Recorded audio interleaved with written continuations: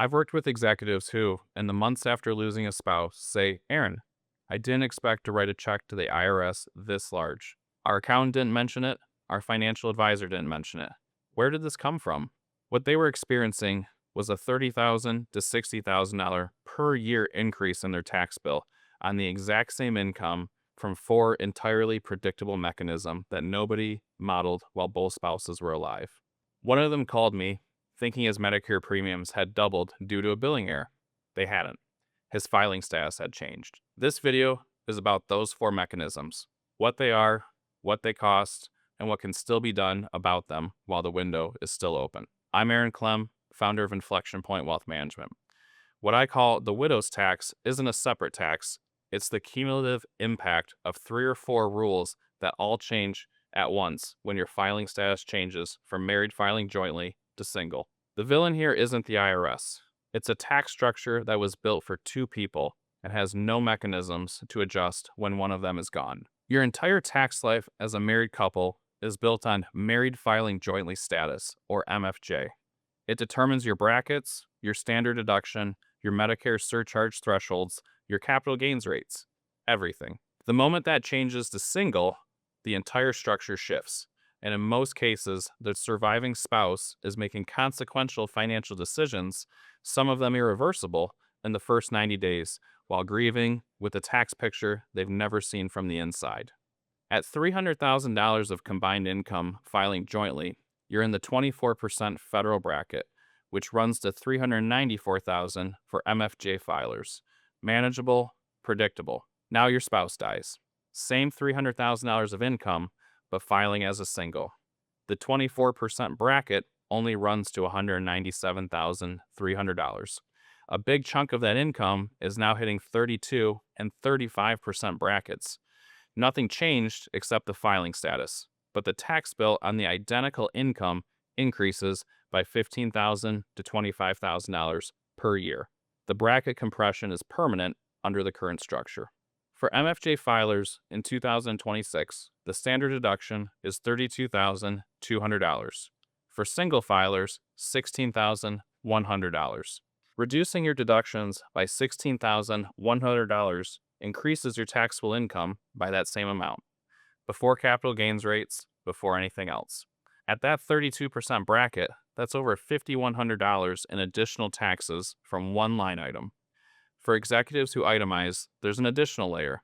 Under current law, the SALT cap is $40,000, but it phases out by 30 cents on every dollar of modified adjusted gross income above $500,000.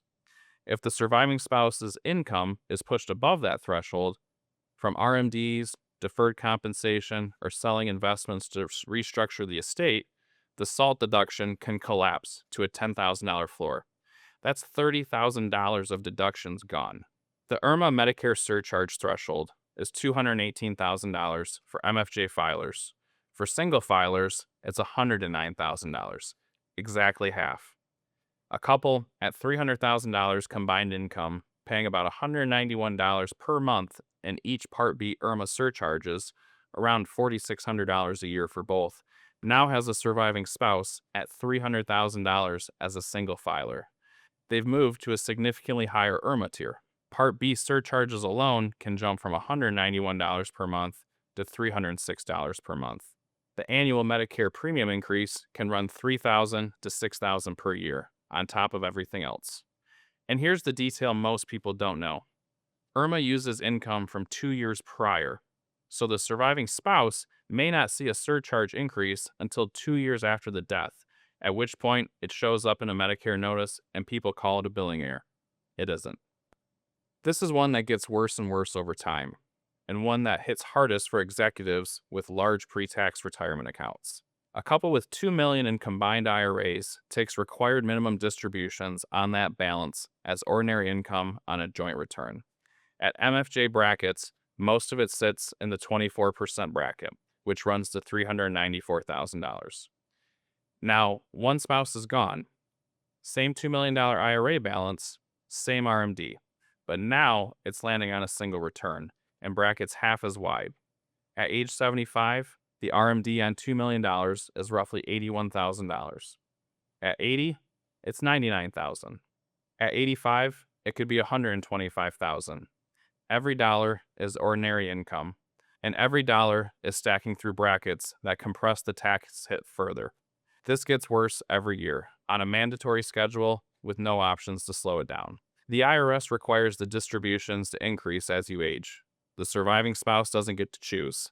This is the primary reason Roth conversions during the MFJ corridor before one spouse dies are so valuable.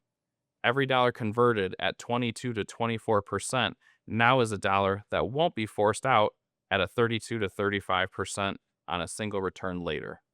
Add these four mechanisms together for a couple with $300K in income, $2 million in pre-tax retirement accounts, and Medicare age timing, filing status bracket compression, $15,000 to $25,000 per year, standard deduction and SALT collapse, $5,000 to $15,000 per year. IRMAA Medicare surcharge increases, $3,000 to $6,000 per year. RMD bracket stacking on a single return, $10,000 to $20,000 per year. Combined, a possible $30,000 to $60,000 per year in additional taxes on the same income from entirely structural changes, every year for the rest of the surviving spouse's life. Over a 20-year retirement horizon, that is a possible $600,000 to $1.2 million in cumulative additional taxes based on current tax brackets. And here's the question I'd leave you with. If something happened to you tomorrow, what would your spouse owe in taxes next April? If you don't know the answer, that's the gap. If you and your spouse are within 15 years of retirement and haven't run the numbers on what the surviving spouse's tax picture looks like, that conversation is still available to you. But the Roth conversion corridor that addresses the RMD problem closes when RMDs begin, or when a spouse passes away. Every year you wait is a year of conversions at MFJ rates you don't get back. This channel is built for high-earning professionals and executives, delivering content on navigating complex financial decisions, equity compensation, tax strategy, retirement planning, and concentrated wealth. If these topics are valuable to you, be sure to subscribe so that you get more free content. Thanks for joining, and I'll see you next time.